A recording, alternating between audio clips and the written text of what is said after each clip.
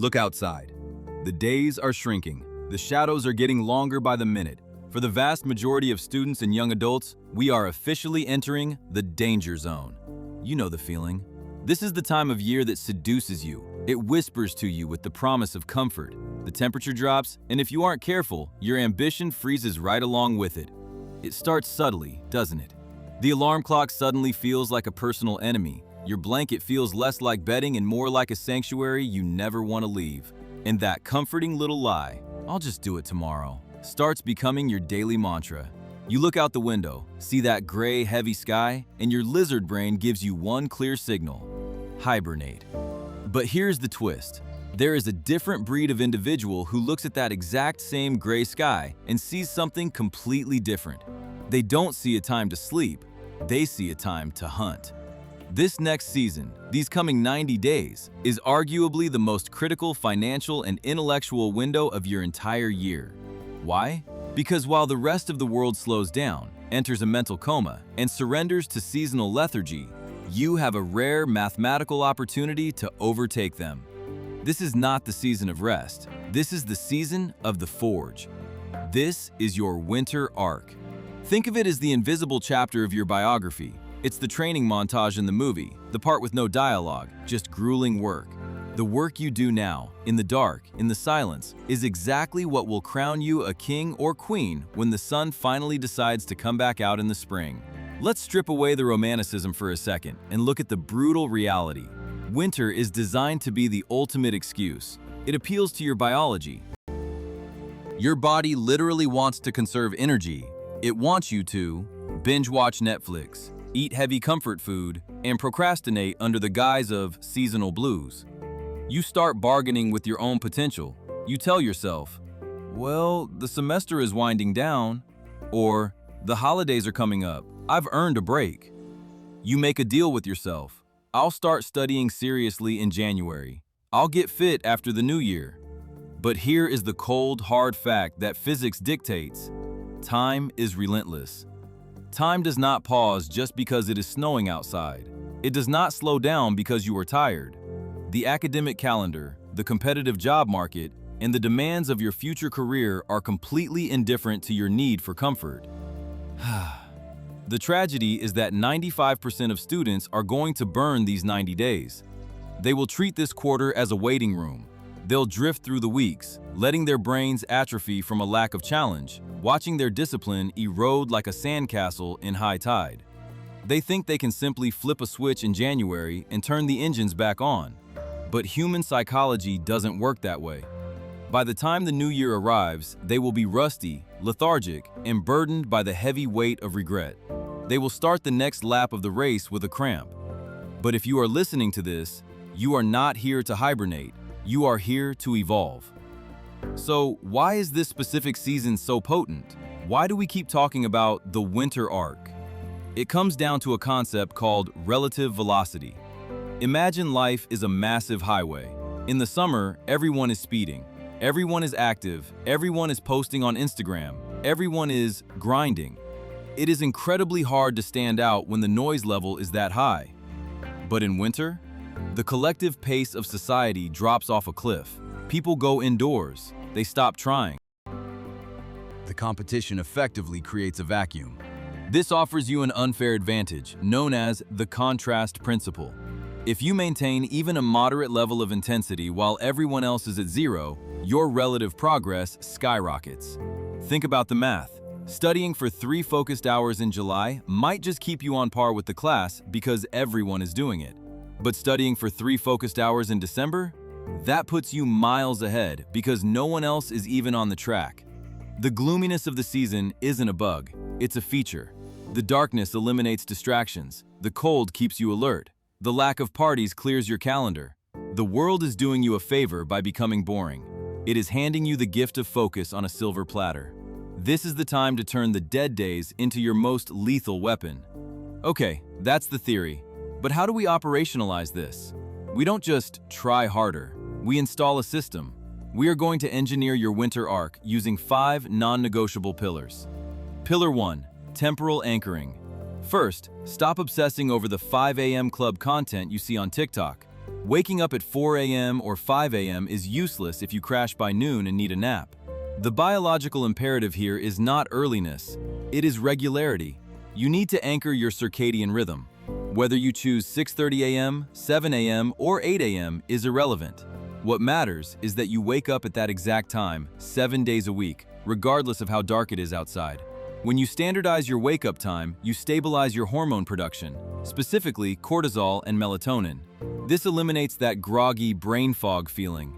You aren't fighting your body, you are training it. The victory is in the consistency. You show up when the alarm rings. That is the first contract you sign with yourself every morning. Pillar 2. The swallow the toad rule. In the first hour of the day, your brain is chemically primed for difficult tasks. Yet, what do most people do? They waste this potential on dopamine-cheap activities like scrolling. The rule is simple. The first 60 minutes of your day belong to your absolute hardest subject or your most critical project. Do not check email. Do not check the news. Do not look at messages. You take your highest cognitive load and you crush it immediately. If you have a thesis to write, you write. If you have complex calculus to learn, you solve problems. By doing the hardest thing first, you win the day before breakfast. Everything else becomes downhill from there. Pillar 3. The digital quarantine. Winter naturally drives us to our screens. Because we are indoors, we doom scroll to feel connected. This is a trap. Social media is the enemy of the winter arc because it steals the one resource you are trying to cultivate: attention span. You need a ruthless digital detox. Delete the apps that don't serve your purpose. Grayscale your phone screen to make it less stimulating. Set strict blockers. You need to understand that you aren't missing out on anything real. The party stories, the memes, the fake lifestyle posts, they are noise. Every minute you reclaim from the screen is a minute you invest in your competence. Pillar 4. The black box analysis. You cannot improve what you do not measure. Every Sunday, you need to conduct a flight review of your week. Sit down with a physical journal, not a digital note, but pen on paper. Ask 3 questions. What concrete knowledge did I bank this week? Not just what did I read, but what did I actually learn? Where did the entropy creep in? What distracted me? Was it video games? Was it fatigue? What represents the 1% improvement for next week? This feedback loop turns your winter arc from a vague hope into a precision-guided missile. Pillar 5. The Launchpad. Your morning success is manufactured the night before. This is about reducing decision fatigue.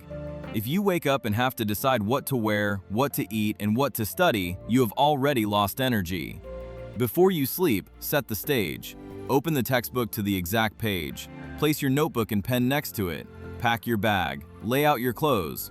When you wake up, you should be able to move on autopilot. You are minimizing the friction between intention and action. Your future self will thank your past self for this discipline.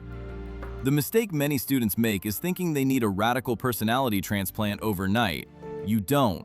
You need the avalanche effect. Think about an avalanche. It doesn't start as a disaster. It starts as a single snowflake shifting, then another, then a clump of snow, then the whole mountainside moves. Your habits are the snowflakes. You don't need to study 12 hours a day immediately. You need to read 5 pages more than yesterday. You need to solve 1 extra equation. You need to focus for 10 more minutes. These microscopic wins seem irrelevant in the moment, but over a 90-day arc, they compound geometrically. This is the math of success. When you stack small wins in the silence of winter, you are building an unstoppable force. Eventually, the momentum takes over. The discipline stops feeling like a chore and starts feeling like an identity. You stop needing to push yourself because the momentum is pulling you. We need to address the graveyard of failed resolutions. Why do 90% of students fail to complete this arc? It is not a lack of IQ.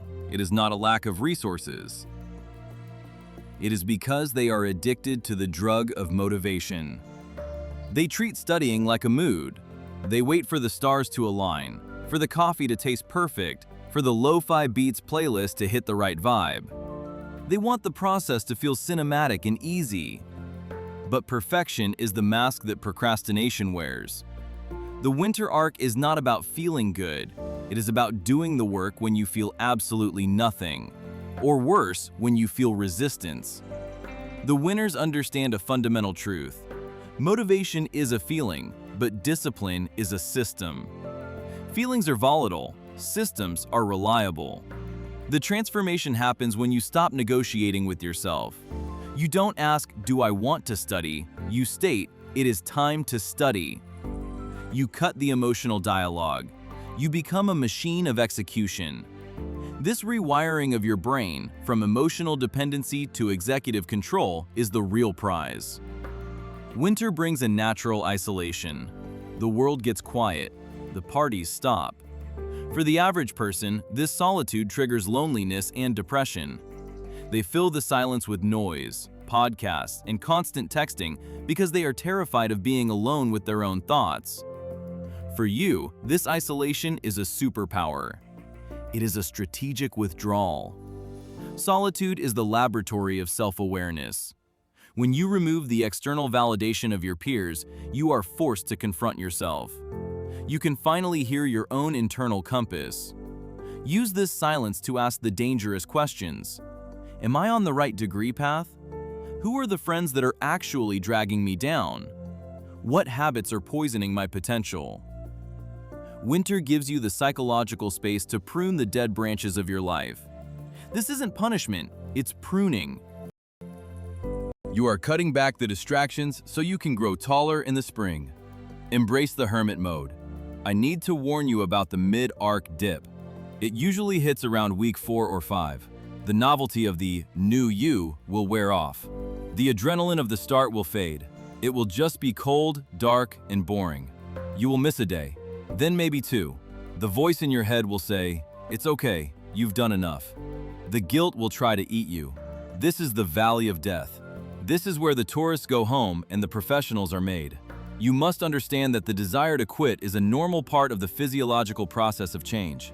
Your brain loves homeostasis. It hates change. It will fight you. When you hit the wall, do not turn around. Break through it. This is the test. If you can keep moving when the excitement is dead, that is when the permanent neural pathways are formed. The boring middle is where the magic happens. Fast forward mentally. Visualize the result. It is mid-March or April. The snow is melting. The campus is waking up. Exam season is looming like a storm cloud. Look around you. The majority of students are entering a state of panic. They are chugging energy drinks, pulling unhealthy all-nighters, stressed out of their minds, trying to compress 3 months of learning into 3 days of cramming. But not you. You are the calmest person in the room. You aren't rushing because you walked the path when it was dark. You built your arc while they were sleeping. You stacked your habits while they were scrolling. You are prepared. You are sharp. You are dangerous. When the results come back, people will ask, "How did you do it? You're so lucky." You won't need to explain. You won't need to brag. Your competence will scream so loud that you can stay silent. This is the reward. The rebirth isn't a mystical event. It's the inevitable mathematical result of your winter labor. We are defining the narrative of your year right now. Life is written in chapters, and for a student, the winter chapter is usually the one filled with regret. It's the lost season. But you have the agency to flip the script. This is your challenge. For the next 90 days, you are going to trade comfort for capacity. You are going to trade the warmth of the blanket for the fire of ambition. But here is the final rule. Do not talk about it. Do not post day 1 of winter arc on your Instagram story. Do not announce your big plans to your friends. Validation is a cheap drug that kills ambition. Build in silence. Let the results be the only noise you make. Wake up, do the work, review, repeat. When spring comes, show them a version of yourself that is so upgraded, they have to reintroduce themselves to you. The world waits for no one, but it moves aside for the person who knows where they are going. The winter arc starts now. Do not scroll to the next video. Close the app. Get to work.